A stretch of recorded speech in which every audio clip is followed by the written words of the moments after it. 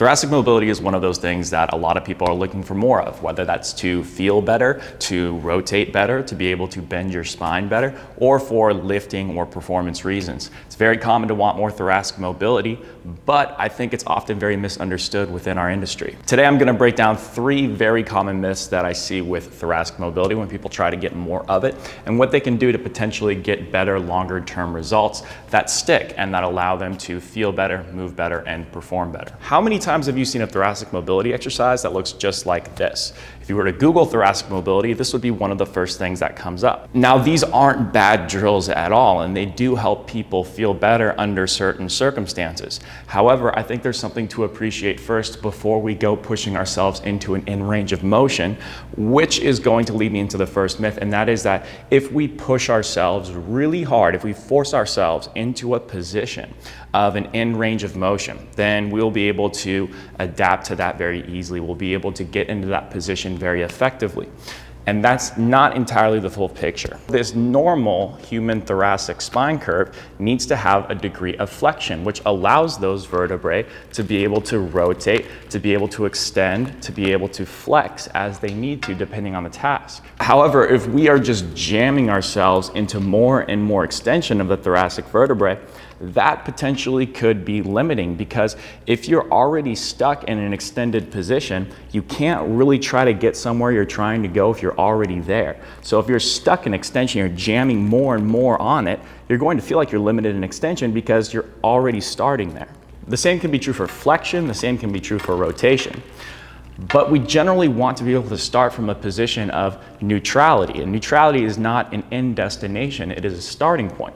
Because if we can start in a position where we have a little bit of this kyphosis, this rounding of the upper back, that will give us room to extend or to flex or to rotate with. The biggest issue I see with people who want more thoracic spine mobility is they're only working on their ability to extend and rotate. But try this out. If you were to arch your upper back and then rotate from side to side, it doesn't necessarily feel very good. But if you were to take your hands, cross them across your chest, don't lose any height in your skeleton, but push your ribs back a little bit and then rotate, you'll notice how much more free that feels, and you'll notice that you get more range of motion. So to set up for this activity, we want to get a very light band. This is a yellow band. There's not much resistance at all, but trust me, you don't need a whole lot. So I would not go much heavier than one of your lightest 2 bands. Then what you want to do is you want to find a wall, and you want to get perfectly stacked. I'm maybe 6 inches or so away from the wall. I'm going to bend my knees a little bit, and I'm going to find my heels but keep my whole foot flat. Then I'm going to take my arms, press them into the wall, and we want to have about a 45-degree angle from our humerus relative to our trunk, which is upright. So that's right about here. Now, make sure that you get stacked by pushing away from that wall with your forearm, and that should give you these ribs coming back a little bit, but we don't want to do it so much that we depress our sternum. So nice and tall. As you press back, you should not lose any height in your skeleton. Now exhale and try and pull the band apart just a couple of inches. And then pushing back, pulling apart, staying nice and relaxed. About 5-second exhales, 5-second inhale through your nose, keeping that tension in your side abs as you do so. This is going to be very relevant later when we talk about our ability to rotate, but just in terms of our ability to arch and extend and flex and bend that thoracic spine, this is going to be important for us to be able to access some degree of relative neutrality for us to move into these positions. What I see a lot of the times is people have a degree of extension tone present in their thoracic spine, so they're unable to create rotation very effectively, they're not able to extend or flex very effectively, and these muscles back here tend to be pretty tight. Their scaps are pushed against their rib cage, so they tend not to have very good shoulder mobility either. To improve a neutral thoracic position, we want the ability to push the ribs back slightly and protract the shoulders without losing any height in our skeleton. This is slouching. This is not what we want. We want the sternum to remain up and for us to be able to push those ribs back and open up that space and breathe into it. And that brings me to my second point, and that is that a lot of people think that the rotation of the thoracic spine is dependent on the thoracic spine. And that makes sense on the surface, but again, not quite the full picture, because this thoracic spine is going to be able to rotate relative to the ribs' ability to move and the pressure changes that happen within our rib cage and thorax, our upper body, as it's going to relate to the movement. If I'm going to turn to the left, what I need to do is to be able, if I'm going to turn to the left with my trunk, I need to be able to get my ribs on the right to come forward and go into internal rotation, my ribs on the left to move back into external rotation. And this can be visualized with these ribs right here. So if I'm going to turn left, these ribs have to come down. These ribs need to open up, like so. A very basic exercise you can do is to just get in this position where you're on all fours. So hands underneath shoulders, knees underneath hips. And then get yourself a little soft bend in the elbows, and then push those ribs back slightly, but don't depress the sternum. Hold this position as you breathe in through your nose and out through your mouth. And just like on the other exercises, until you feel those side abs at the full end of that exhale, hold that a little bit and then inhale, and you're gonna feel your back expand here. We need either a cable machine with a handle attachment like so, where we can loop it around the crease of the elbow, or we could use a band.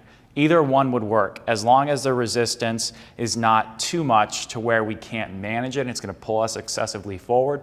But generally speaking, we want it to be about, I'd say maybe a 3 to 4 out of 10, just in terms of how much it's pulling you forward. So we're now going to get in a split stance position as if we were going to do a split squat. So when we are on our toes in the back and our whole foot is flat in the front here. And we're gonna keep our weight mostly in our heel on that front leg. Now, the most important thing here is we need to create a turn while keeping the elbow going forward. So Trevor, what I'll have you do is first tuck your hips just very slightly, make your hips parallel with the floor as if they were a bowl of water, and then take that other hand, put it on your pec, and then you want to turn into it and push on that pec just a little bit. Now here's the key. We gotta make sure that this arm is at about a 45 to 60-ish degree angle relative to our torso position, and that elbow is reaching forward while we turn into it. What people are probably gonna wanna do is they're gonna wanna lose some height in their skeleton. They're gonna slouch excessively. We need to stay tall, tall, tall.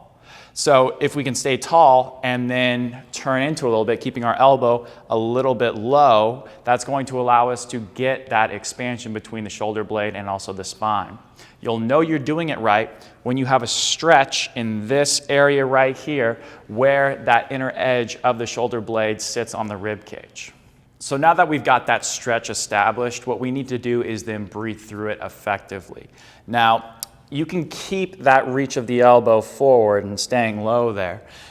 We need to exhale until we feel our side abs on the same side. So a big open mouth sigh until we feel our side abs engage, especially on that same side. You can use a basic seated trunk rotation test to assess your ability to rotate from side to side. And if you're looking for a walkthrough for that, that's down below in the description in the article I'm writing alongside with this. And it will also have much more information and also additional exercises. You should be able to do these exercises and retest that trunk rotation, and it should be noticeably easier.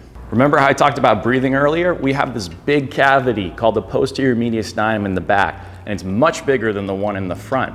And when we inhale, that cavity needs to expand, and that's going to allow us to keep these ribs down and not just shove air forward all the time. That's going to allow us to open up our ribs from front to back, from side to side when we inhale, as they should upon inhalation. That's also going to provide us a reference to push certain ribs forward, push certain ribs back, and that's going to allow us a nice, clean ability to rotate through our thoracic spine.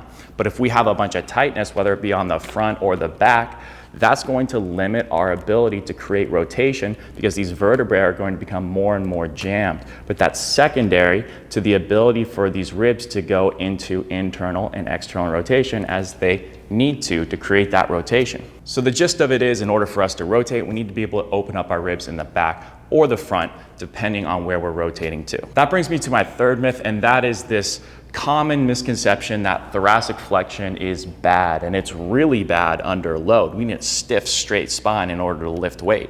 And that's not necessarily, again, the full picture, but it does have a degree of truth to it. You can still have an overly rounded thoracic spine and still not be able to open up your back ribs. The reason for that is because your spine curves are intimately tied together. So if one goes really forward, the other one's going to have to come back in order to accommodate the other one going forward, usually this pelvis right here. So you can have a bunch of tightness back here, but as a whole unit, your rib cage is oriented down to the floor. And that does not mean you're opening up these ribs back here. That just means your whole spine is oriented as a whole unit towards the ground, but you can still have this tightness back here. I see it all the time. So in many contexts, it's not necessarily bad to push our rib cage back if we're not losing any height in our skeleton.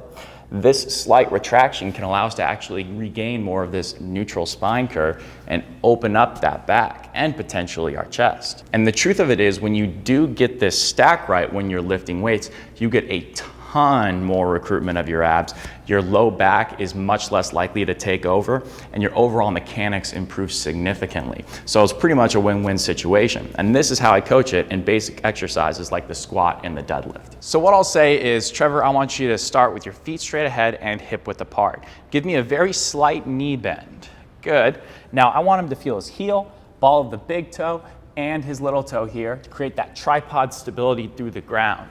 Now I want you to place your hands on your hips and imagine they're a bowl of water. I want you to spill that water way out the front, and now I want you to spill it out the back. We want to find the middle ground of this to where that bowl of water is nice and flat and parallel with the ground. So he's got a nice neutral low back position here. Now I want you to take your arms and reach them out in front of you. And the key is reaching the arms forward, getting the ribs back slightly without losing any height in his skeleton.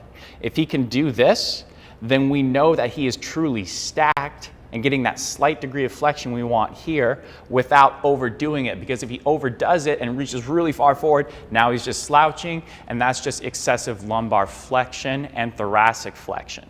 So we want you to just slightly reach forward, push ribs back slightly, just like that. And now we can apply this to other exercises. Let's apply this to a basic goblet squat position now. So Trevor, what I want you to do is the same exact things. I want you to slightly bend your knees, feeling that tripod, keep that bowl of water neutral with the ground, and then I want you to keep that weight close, but reach your elbows forward and slightly push back. Beautiful. Now he's stacked. Now he's got his pelvis directly stacked underneath the rib cage, and you can let those knees go forward first as you just drop down. And this feels really easy, and it looks really good because he's starting from a position to where he can now achieve all those different joint actions he needs at different points of the squat here. We can also apply this to a deadlift. So if he does the same things, feels the tripod foot stability, and then slight bend of the knees, reach the arms forward, now he can maintain that position as he hinges down, grabs the bar, and now he can just lift from there. And now everything is nice and in line. He's still keeping that stack despite it being a hinge position. And everything feels nice and smooth, and it looks really good because now he has and is maintaining that S-shaped spine curve throughout this deadlift. So to summarize, we need to be able to access some degree, depending on the individual, of relative neutrality of our spine so that we can create extension, flexion, and rotation as we need to, depending on the task. And there's nothing wrong with working ourselves into an in-range position with some of these more traditional flexibility exercises, but I think it's first important to regain the ability to start from a better position. And then we can see those drills have much more success.